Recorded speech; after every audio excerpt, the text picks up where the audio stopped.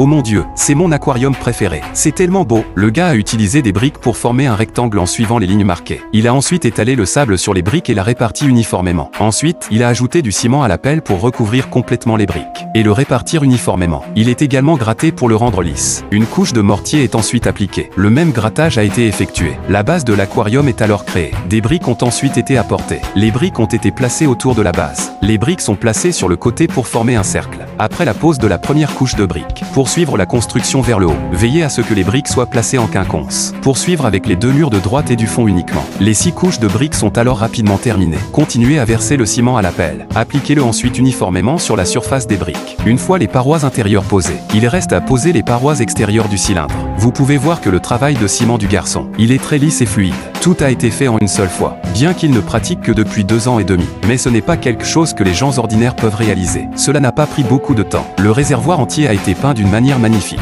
Une fois le ciment enduit, la surface de l'aquarium.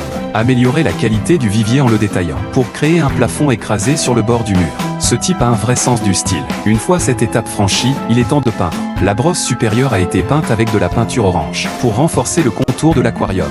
Les parois latérales ont ensuite été peintes avec une peinture bleu-gris, pour rehausser l'aspect de l'aquarium. Les crochets et les coutures doivent également être peints en gris, pour rehausser les détails. La base doit également être peinte en orange. Cela donne un aspect plus équilibré. Une fois la coloration terminée, l'intérieur de l'aquarium doit être peint avec un mortier imperméable, pour compléter la structure. Collez les parois en verre de l'aquarium. Les 2 grands morceaux de verre sont ensuite délicatement fixés. Remplir le réservoir d'eau. Couper du plantain séché et le faire tremper. Il absorbe les ions de métaux lourds présents dans le ciment. Remplissez ensuite le réservoir avec de l'eau. Placez ensuite un pot en terre cuite.